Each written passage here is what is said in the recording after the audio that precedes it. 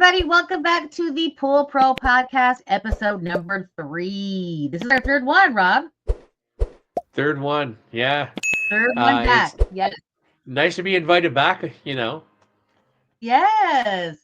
The last one with Dave Rockwell, I thought was really, really good. I thought the content was really good. So if you have not seen that episode number 2 about ozone and kind of other things too. We talked about just service in general and different things. It was a really good episode. So you check that one out if I've you seen a haven't seen lot it. of really good comments about it. Oh, yay. That makes me so happy. The goal here obviously is to try to, release episodes that are really going to help people. So I'm hoping that you go back and listen to that and you enjoy it. For this particular episode, I'm excited because it's something that Rob is so good at. And that's why we're kind of a nice combination, because I can talk from a different perspective on the education side as well as, kind of business and marketing side. And Rob does all the, hands-on in the field work. And so it's a nice team. So I appreciate that. Rob, I have to ask you though, before we get started, tell me what is something that went well in your business this week and something that didn't go so well and how you dealt with those things. I like having that because I think it will relate to other people and what they're doing, and maybe they can pick up a tip or two from you. Well, I mean, we're right in the major throes of our pool opening season. So the phone has been absolutely ringing off the hook. And of course, when we open up pools, there's always going to be little bits and pieces, a little leak here, a little leak there, pump doesn't run properly. The other thing we can call it, instead of like pool opening season, we can call it pump season, because this is the time of year that we find out, hey, is that pump actually going to spin after being off for 5 months? Um, Now, the guys in the service industry, they understand what it is. A seal lets a little bit of that salt water get past. And then over the winter time, when it's not moving for 5 months, it seizes to the bearing and you got a seized pump in the spring. So, we have a lot of issues like that. So, I mean, as far as the good part is, the phone is ringing off the hook. We can't keep up to the calls. I mean, we're doing our best. But, I had to run 7 days this week. I had to work every day. I just got in like half an hour ago, even though it's a Sunday, because we got to catch up on some of this stuff. So that's the good thing. We're super duper busy. It's nice to have money coming in for the first time in 6 months, right? The bad thing is, every now and then, you get one of those problems that you just can't overcome. The one bad thing that happened, or in my opinion, was we had a pump that even though it was running, it wasn't moving water. So when we did the opening, there wasn't enough water in the pool to start the pump. So we didn't know this till after the fact. Customers started up the pump, and now sure enough, boom, it's not moving any water whatsoever. And I spent probably 6 hours there this week trying to get that pump to move water. Now, the sidebar of that is, when his pump died, he didn't buy his replacement pump from me. He bought it from whoever, ABC Pool Company or ABC Pool Pump Supply.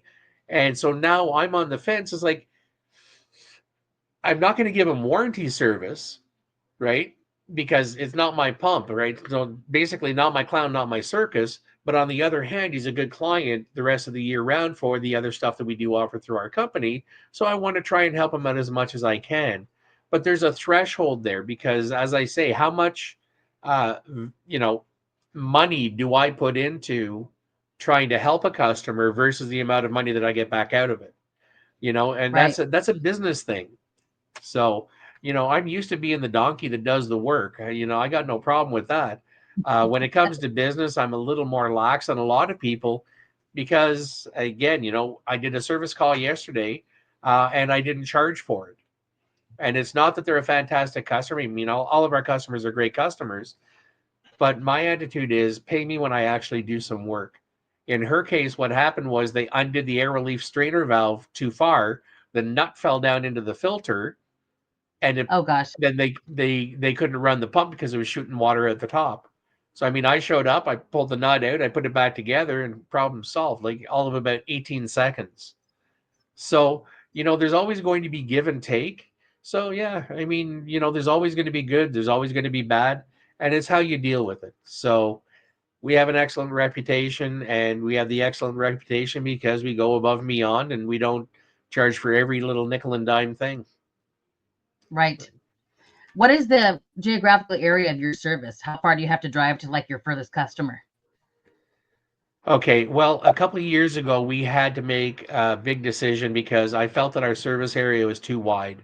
We were going Mm. from our base in Hammond all the way out to Carp and Stittsville, which, on a good day, no traffic, is probably about an hour and a quarter, hour and a half drive. Mm. And that's an awful lot of driving to send a driver for. So we actually cut our area back. So all of our stuff is within a 45-minute drive, but we had to annex almost 250 clients, right? And these are people Wow. that have been with us for years and years, and we just had to say, hey, sorry, we just can't service that area properly anymore. Did you So, recommend somebody else for them, or did they just find somebody? okay, well, now, this is going to make me sound like a bit of a narcissist, but the answer is no. Um, we do have companies that we refer to clients, but you know how it is. When you refer somebody, your name is also now on the line. So if that Yeah. person pooches the job or messes something up, you're going to get that phone call. It's like, hey, that dummy you sent me to, really, really botched things.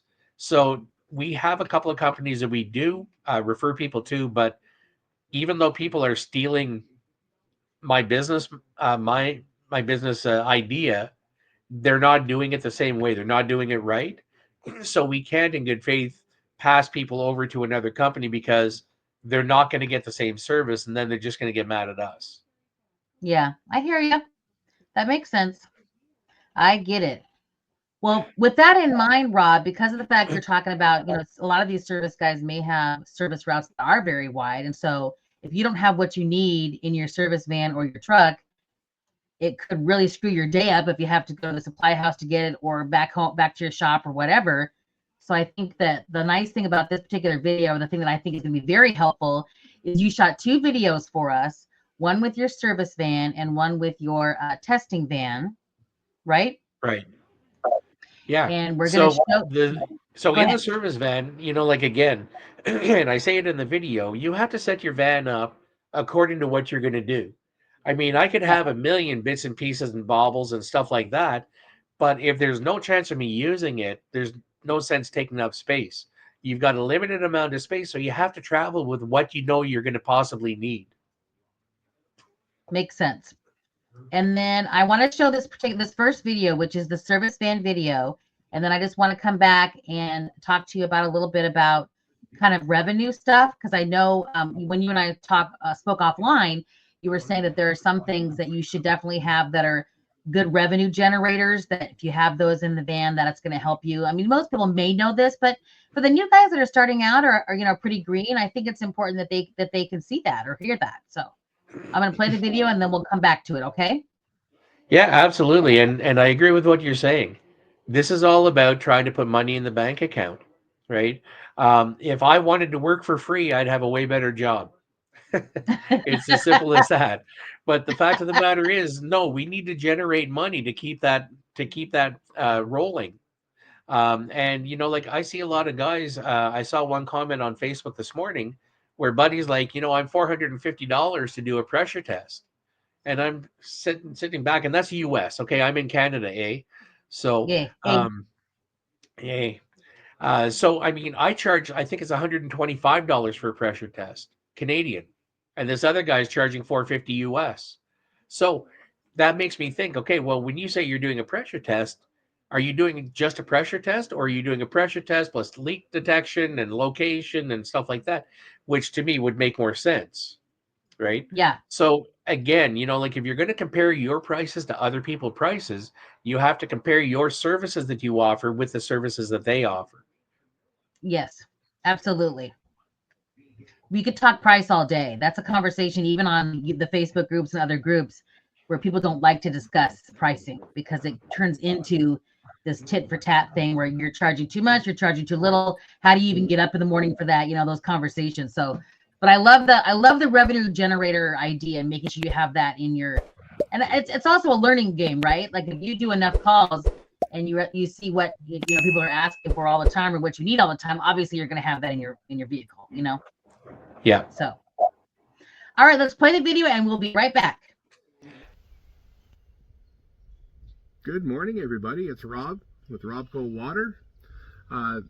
Today's episode on the podcast is going to be about service vans and setting them up. Now, I'm not a professional as far as setting up a van or anything like that, but I'm going to show you what I've got done for my van so that hopefully it might help you out.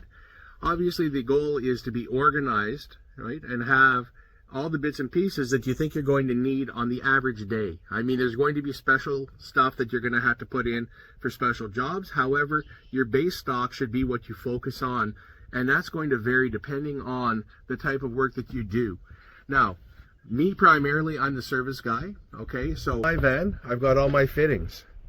So as you can see, I've got a wide variety. 90% of our pools are plumbed with 1.5 inches. So I make sure that I have plenty of 1.5 inch stock, as well as a little bit of 2-inch stock. All right. Now, we don't do a whole lot of plumbing, but we do repairs, fix leaks and stuff like that. We also do leak detection. So down there behind that box of sweep elbows, we've got some of our leak detection stuff. That's my testing kit for vinyl liners. Then I've got in the pink case my stuff for cleaning salt cells, because again, we do service and maintenance. I've got my box of electrical bits and pieces. So I've got my wire, my connectors, my bonding lugs, bonding wire, etc. And because we do leak detection, I've also got a small compressor. So I'm all set up as far as that goes. Now over on this side of my truck, again, I've got all the bits and pieces I might need. I've got some topside controls just in case I need to troubleshoot. I've got miscellaneous screws. I've got miscellaneous rubber plugs. I've got everything down to 000 up to 15. And then of course, we do a lot of Hayward stuff. So I've got all of my Hayward T-cells available. And you can see the little yellow cap there. Again, that's for leak detection stuff. So right now we're opening pools in our market. So again, big garbage can to make sure that the truck stays nice, clean, and organized, right? And that's what we want to do. So we want to have a workable system so that we can actually get through the day. In any case, I'm going to try and get a little video for my friend who builds pools, and you're going to see that there's a difference between the stuff that we stock and how we stock it. In any case, I hope this was helpful to some people. If you have any questions, comments, concerns, or mental blocks, drop us a line. Nice. There was a little blip at the beginning, and I don't know, and I noticed that when I watched it earlier too, Rob, that maybe there was some internet issue. But if I had a nickel for every time that happened to me, I would be a rich lady at this point, because it happens. Yeah, I'd be sitting there saying, hey, where are all these nickels coming from? I know, right? But yeah, it was probably when I switched cameras from the front camera to the back camera. Yeah. As you can tell, I mean, I've got the perfect face for radio. I'm not really good at doing videos, right? I've got T-Rex arms, so I can't really hold it out far enough to do a proper selfie or stuff like that. I mean, I muddle through, but Yeah. but like I say, the idea is to make sure that your van is nice and clean and organized, because it's going to speed you up on the job site. Ironically, just today, I ended up having to use one of those topside controls to try and troubleshoot some guy's pump. It sounds crazy, but have the stuff that you know that you're going to use. Yes. And if you're new, if there's anybody out there that they're watching this and you're fairly new to the industry, there's some actual good videos out there that I noticed on YouTube that cover everything from, like, they took all their tools and everything out and spread it out on the laneway, as Rob would say, and showed everything, and kind of like went through all of that, even the yellow cones that they put outside of the van to make sure in case they're caution, whatever cones and all that kind of stuff. So there's stuff out there like that. So I think that definitely go educate yourself. I could watch YouTube all day. Probably not videos on setting up your van, but other videos on YouTube I could watch. Rob, is there something in there that would be a surprise to people that you sell more of than other things? Just out of curiosity.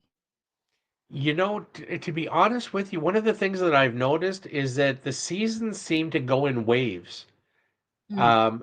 Like last year at this time, we probably went through 15 or 20 T cells for no apparent reason. I mean, I can't even figure out why. This year, I've already got 4 liners sitting on the floor of my shop. I don't normally do 4 liners in a year. We do very few liners. And right now I've got 4 liners on the floor and I've got 2 others in production. I mean, it's crazy. So no, I think it's just one of those regional things, like uh like everything in life cycles, and right now our cycle for this year seems to be liners. um and I'll take them. I mean, liners are good work, they're good money, they're nice and quick, if you're prepared and know what you're doing. So Yeah. I can't think of anything in my van that is anything special. Nothing that anybody else has. I mean, maybe we have a wider base for service because, as I say, we do liner repairs, we do liner replacements, we do service, we do upgrades, um, we do leak detection. So you saw the one box that was in the van there, but I've got like 2 or 3 other boxes with other stuff in it, right? And Yeah. again, yeah, I'm a guy. I like buying my toys, but the fact of the matter is, there is a practical use to those pieces of equipment as well. Yeah. Makes sense. Okay, well then we're gonna watch the next video, which is about it's the balancing van, and I want this is a good one. I love your little setup that you had in there, so this is good. It doesn't have to be fancy, Thank you. guys. This is like very practical, easy to use. I love how Rob is that type of person. So let's just watch this, and we'll come back. Hey, good morning. It's Rob with Rockwell Water Swimming Pool Services. Shameless plug here. Voted Ottawa's best pool maintenance company 2025. Yay, us. In any case, if you saw the last video on the service van, I'm going to show you what our balancing van looks like. So we balance about 13 million liters of water each and every week through the summertime in our area. And this is how we do it. This is one of our balancing vans. Like I said in the last video, we have to set these things up according to what we're going to run across. Since we're dealing with water and water chemistry, we have to carry around chemicals. Now, this van hasn't been set up quite yet. Right now, we're using it for pool openings, but eventually we'll have the base chemicals that we need. We carry a good stock of calcium chloride, sodium bisulfate, which is dry acid in order, to adjust alkalinity and pH. And we also carry sodium bicarbonate. Those are the 3 big ones, and we'll end up carrying specialty chemicals as well. Now, according to the law, we have our SDS sheets here available for all the chemicals that we have in the van, just to make sure that we stay safe.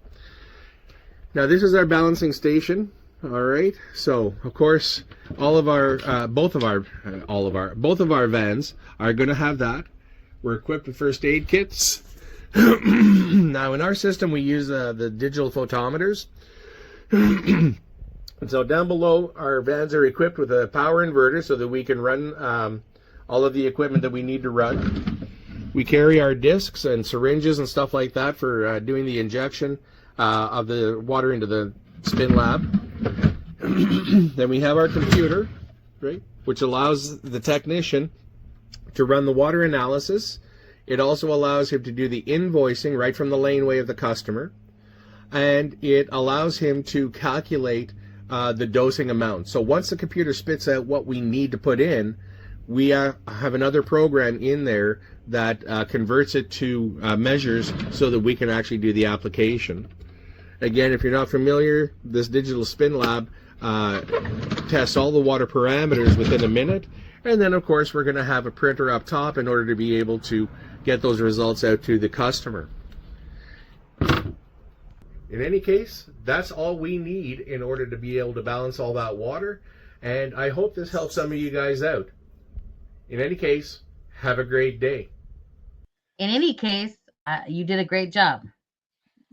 Well, thank you very much. I mean, again, I'm not very, very good at impromptu stuff. So You did a great the job. clearing of the throat, I don't know what it is. I got something a couple of months ago, and my throat has just been rotten ever since. So I apologize for the constant clearing of the throat. Just something you got to do or choke to death, right? Yes. Now, yeah, my balancing van, the setup, it's not pretty. Why isn't it pretty? Well, I could have a really nice fancy dancy cabinet in there, But the fact of the matter is, the job doesn't pay any more for having nice and shiny. So Yeah. I have what's functional, and that's what I concentrate on. What do we need to be able to do the job properly and fast and efficiently? And that's where the money comes from. Um, Again, when we're balancing like literally 13 million liters of water every week. It's crazy the amount of water that we balance. We go I'm sorry. through, Can you do the the conversion from liter to what we use here in the U.S.? it'd be like 6.5, or no, 13 I'm divided by just 2 would kidding. be 6.5, divided by 2 would be 3, a little bit over 3 I'm million kidding. gallons a week. Yes, I was giving you crap. Um, that is your so explain your business model, Rob, so that I understand it better between the two different services and who does what and how many of those you do. Like, how do you separate those two things out? Are there some people going on? You're obviously water balancing when you're doing the service call as well. I mean, which van do they take and how does this all work out? Okay, so we keep service completely separate from the water balancing. Okay. So when we first started off, we were just doing the water balancing, and it was just me. It was just me in one car. That's it. That's all I had. And we had a write down pad that, we would write down the water parameters and stuff like that, and then I'd pull out an app on my phone and figure out what it needed and all that other junk. And then I'd go back at the end of the day and I'd give my paperwork to the office. They would do the invoicing and send the invoices out. I mean, it was really convoluted. Fast forward to today, as I say, you open up that computer, we have a cloud-based program. So we put the water in the disk, we put the disk in the photometer, we run it through the program, and it spits it out just as if you went to the pool store and you get that printout. All right. Right. And at the bottom of the printout, it gives you your balancing recommendations. So at that point, then what we do is I wrote an Excel spreadsheet. We punch in what the computer says you need. It converts it to ounces, and then we just measure out the ounces that we need for each of the chemicals that we're putting in, and do the application. So instead of you going to the pool store with your water sample, getting it analyzed, buying your chemicals, lugging them home, lugging them into the backyard, and then spending the time doing the work, we bring the water store to you. We go into the backyard. We make sure that the equipment is running properly. We make sure that we take a proper sample because that's where it all starts. We do the Yep. analysis using leading edge technology, which is the digital photometers. It spits out the results, and then we do the professional balance. Now, the big selling point that I tell people is that when you go to the pool store and you get that report, you have a piece of paper that says your water is not balanced. When we do it, we write down done, done, done, done, and we sign off on it. So now Mm. if you have a warranty issue, right, what's the first thing they ask for? Was your water balanced? Oh, yeah, look, I've got a whole thing of papers. Well, that just says not balanced, not balanced, not balanced, not balanced. Well, yeah, but I did the work. Prove it. Right. Right. Now, in the other case, you have our signature on there saying we did the balancing and the water was perfect. So we actually have companies in Ottawa, like one of the heater companies. Oh yeah, I'm sorry that your heater is leaking. Chances are it's water chemistry. Well, we have Rubco Water taking care of our pool for us. Oh yeah, no, it wasn't that then. Not a problem. We've actually, no, I'm serious. We've actually had Yeah. heaters that were out of warranty that ended up getting replaced under warranty because we've been taking care of their water. So, that's something we're proud of. So do you have some customers that do both services? Yeah. Okay. So when I first started this off, and I'm going to give you the whole story about how the water balancing started. When I first started this off, I started off wanting to do a little bit of service. And it's hard to get people to get you to come in just to do service. So when I started doing the water balancing, it was a way for me to get into the backyard. It's like, oh, by the way, did you know you have a leak over here? We can fix that for you. So that got us the opportunity to expand the service part. Now the service part has become so big, it's its own separate thing. Yeah. All right. Now the water balancing story, I'm going to tell you this, and this is honest, like my hand to God sort of thing. This is 100% true. I went over to my parents' house one day, and my mom said, "Hey, listen, if you don't want to get screamed at, you better turn tail and get the heck out of here. Because your dad went down to the pool store, and when he gets back, he is going to be a bear." Well, sure enough, my dad shows up. He's cursing up and down. All right. And it's like, "Dad, what's wrong?" He says, "Well, I just went down to the pool store and they said I needed this and this and this and this and this." And I said, "Well, what is it?" "Well, I got no freaking idea. They just told me to buy all this crap and then I loaded it into the car and now I got to try and figure out how to put it all into the swimming pool." So I said, "Well, do you want me to do that for you? I mean, I'm right here anyway, right?" "Yeah, that'd be great." And that's where the spark came from. It's like, you know what? If my dad's this frustrated with dealing with the pool stores, there's got to be other people that are frustrated dealing with the pool stores. So I set myself, and you know how it is. You have to have targets and measures and all that other stuff, right? Yeah. So I said to myself, listen, if I can get 10 people to sign up for this balancing program that I'm proposing, I'm going to try and really give it a push. So it was like August or something like that. We're right at the end of the pool season. So I figured 10 was like reasonable for that amount of time left in the season. And I figured to myself, realistically, I'm shooting for 10. If I can get 5, I'm going to try like early in the spring to keep going. Within a month, I had over 20 people that had signed up for this balancing program. And that's when the light was there. And it's like, hey, you know what? This is going to really, really take off. And I started pushing it. And now, like I say, we've got over 500 clients that are still on the book right now after annexing the 200 and some last year or the year before. So yeah, people are tired of dealing with pool companies. They want to deal with the little guy. They want to deal with somebody who knows what the heck they're doing. And those are very easy and reasonable goals. I mean, there's training everywhere. All right. Um, there's no shortage of training. We have pool expos everywhere. I mean, if you could put the beer to the side for an hour and a half, 2 hours, you could take one of these training sessions and walk away with a little bit of knowledge. Yeah. So just so I have understand 100% complete here. Are there some customers that are doing the water balance program and the service, and do you do that at the same time, or do you come different with different bands at different times? Different vans, different times.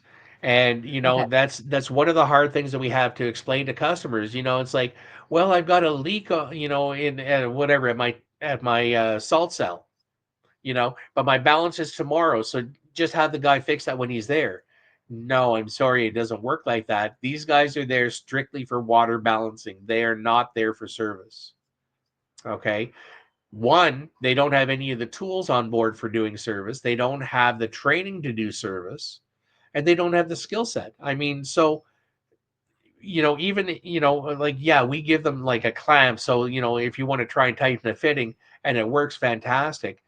However, if it comes down to removing a fitting, retaping, it's something they're just not set up for that. So we try to Right. keep the two separate.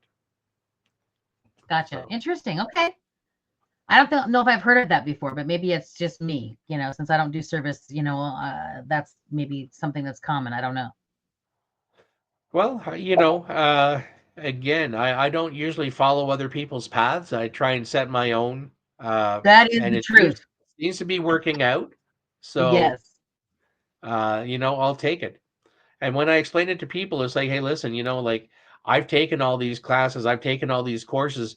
Most of the time, when you tell me what's going on, I can decipher over the phone and know exactly the course that I'm going to take when I step into your backyard. And by Yeah. doing that, it's going to cut down on the time I'm in your backyard, which is going to save you money in the long run. If I send one of my balance guys there, and it's like, hey, you know what, take a look at this. Like I say, they don't have the tools for that. They're there strictly to do the water balancing, and they're balancing 25 pools a day. So they don't have time to, mess around with an O-ring or a bad fitting or a crack in a piece of pipe. That's just not what they do. Gotcha. So we just try and keep it isolated. I mean, yeah, we work as a team. All right. Yeah. I don't know if you saw in the service van, but I mean, I do have a balancing station there, but that's usually, I use that mostly for pool inspections. All right. So along with the pool inspection, I also do a water analysis because if the water is on point today, chances are they've been keeping up with it, which means there's a lesser chance of having problems with the equipment. So I Mm, do have a balancing station just in case.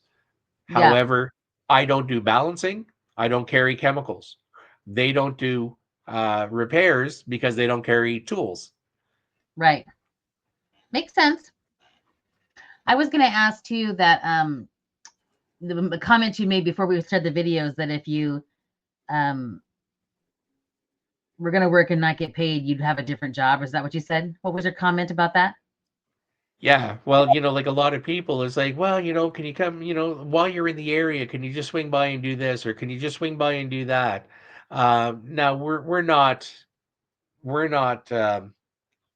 anal in the sense that, no, I'm here to fix the leak at the cell. Yeah. If I'm there for an hour and I'm charging you for a service call for an hour, I'm going to do everything that I possibly see to fix, Yeah. right? But again, like going back to this guy who had the pump problems, he bought the pump from somebody else, right? And so I got nothing to do with that pump. He paid me $100 to pull it out, right? His old pump was seized. He paid me $100 to pull out his old pump. He took it to a place to get it rebuilt. They said, no, it's junk. You need to buy a new pump. So then he paid me $100 to put the pump in. As far as I'm concerned, my onus is over. I've done everything I was hired to do. Now he's having problem with his other pump that's under warranty, but it's not me. It's not mine. It's not my warranty, right?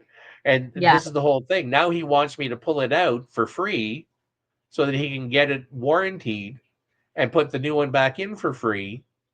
And it's like, no, if I wanted to work for free, I'd have a way better job. So that was the So question I was going to ask you. What would the way better job be?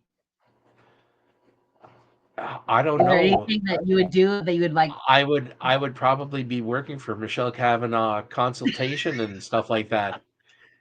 Shut up. You're so funny.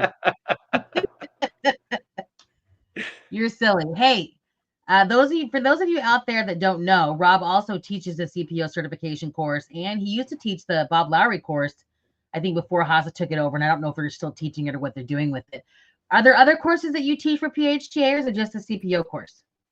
I actually teach the full range of classes for for Oh, you PHTA. do. So I teach Okay. the CST. I teach the CMS. I mean, they're all acronyms, right? The only one that I Right. don't teach right now is the hot tub course, and there's two reasons for that. Because um, one, I really hate hot tubs. Uh, I've never had a good experience with hot tubs. Every time I say to myself, you're being unreasonable. You should work on a hot tub.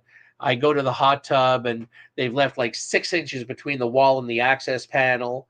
And then I got to fit my fat carcass in between the wall and the hot tub to try and get access. I mean, it just never seems to work out for me. So I want to stay as far away Yeah. from hot tubs as I can.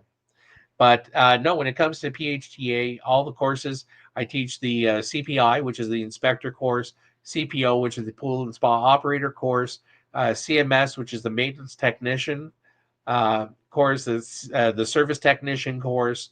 I teach all of those.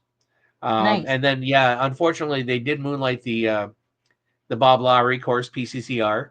And the sad part is people are still like, oh, hey, where can I find this course? And unfortunately, it doesn't exist anymore.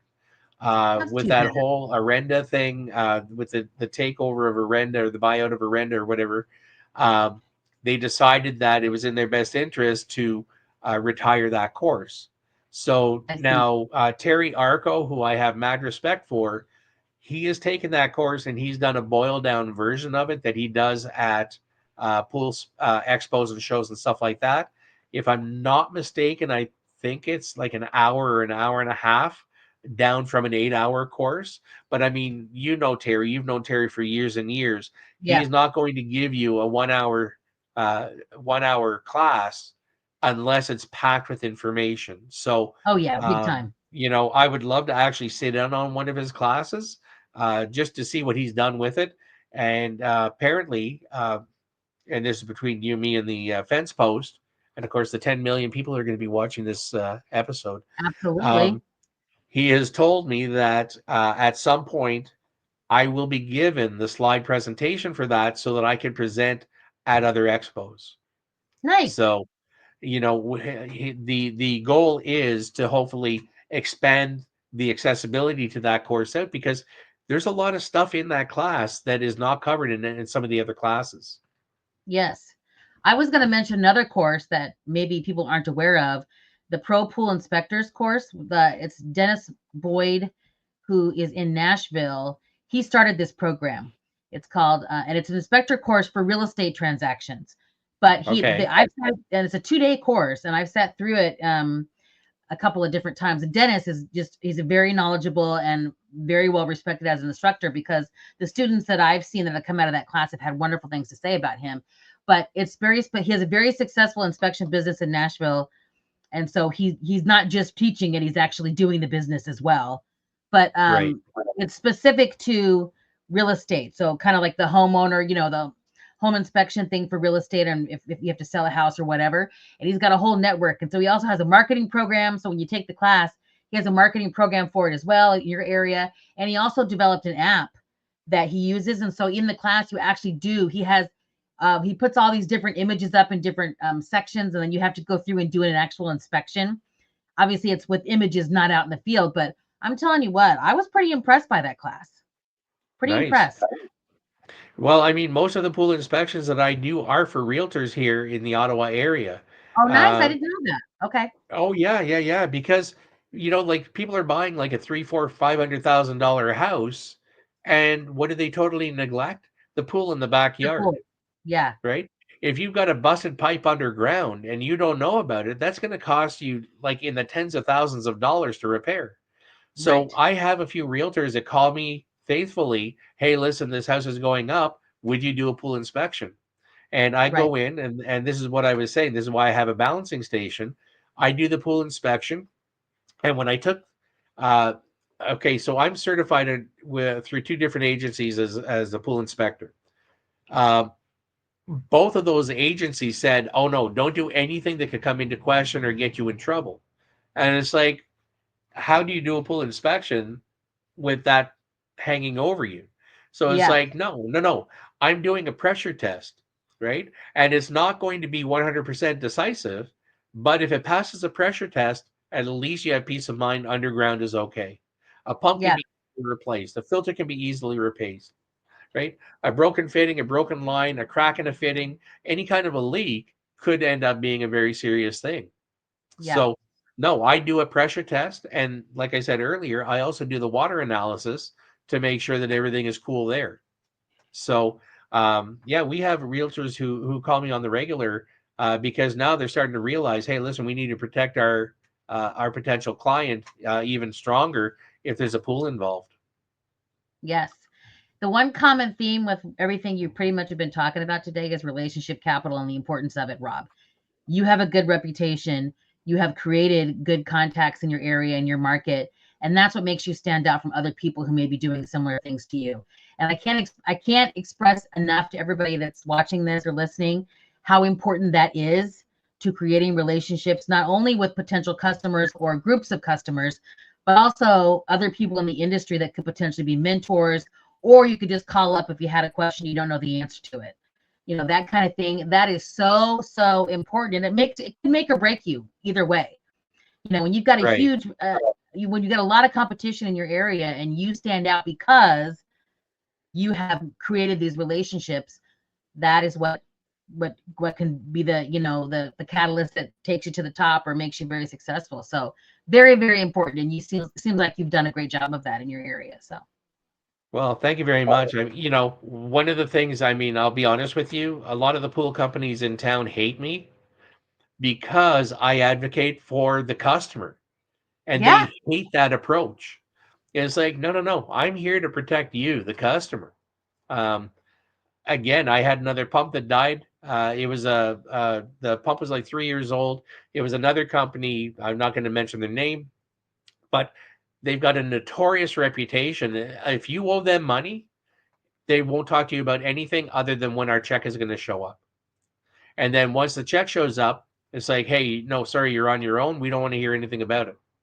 So I went in, and this guy said, "Oh, well, I want to bring this old pump back to the builder." And it's like, I promise you, the builder is not going to do anything with that pump other than throw it in the garbage bin. You know, um, I went there yesterday, and I ended up having to give them a pool 101 because their builder who built them a brand new pool didn't tell them anything. It's like, your pool is a great big wet thing. That's about it, right? Where's our Yes. check? So I went there, and even though, again, it's not my job, right? Just as a courtesy, I explained to them, okay, well, this is how this works, and this is how this works, and this is how the other thing works. I mean, the people buying these pools need to have protection. Now, Yes. if you don't believe that, look at what's going on down in Florida. I mean, they have like a couple of hundred open holes in the ground where the customer just basically got raped by the pool company, and it's sad. I mean, it kills me inside knowing that this is happening in our industry, because I love this industry. Yeah. Me too. I agree. The people that are going to do bad are going to do bad no matter what. And it's like, you just can't. That's why it's also, if there's someone listening to this, it's a homeowner or somebody that might potentially either have a pool or buy one. It is so important to do your due diligence when it comes to hiring somebody for that job. I have a 100%. whole checklist that I share with people that talks about the different things you should watch out for. And it's so important to have that, because even if you do all of everything on the checklist, you still can't guarantee that they're not going to screw you over. But the likelihood goes way, way down if these things are true. Meaning, there a lot of people, I always say, go check with your Secretary of State, make sure they're actually a legitimate business. You know what I mean? Like, just go make sure that Yep. they have a business filing, because it's, or they've been in business at least 5 years, because of the fact that there's a whole checklist of things. Because it's like, if you do all of that, the likelihood of them skipping out on you is much, much, much lower. But the independent contractor world's a scary place. Well, I mean, with the internet nowadays, it's not hard to be checking up on stuff. And I say Right. this in my CPO course all the time, right? In one of the very last chapters, when we're talking about, if you're doing a modification or a renovation, you're going to hire a contractor to do this, that, the other thing. You want somebody who's out there, somebody who's known, somebody who has Yep. experience, somebody who has references, right? Somebody Yep. hopefully who has insurance, right? And Yes. the thing is that if you hire somebody with a reputation, they are going to protect that reputation. Yes, they are. So, like I say, with the internet I call it nowadays, online presence. Make sure they have an online presence. They have a yeah, website. They have social media platforms. They have reviews out on there. That just legitimacy of business is those types of things. And I am also a big believer, and this is on my checklist as well. Follow your gut. If you meet with this person and your gut is telling you, I don't know, there's just something not right. There's something not right. I can't put my finger on it. Follow your gut, because you are not probably 98% correct. How many times have you guys done that where you didn't follow your gut? You're like, God dang it, I knew that was going to happen, and you didn't listen to yourself. It's like, follow your gut yeah, is on the gut.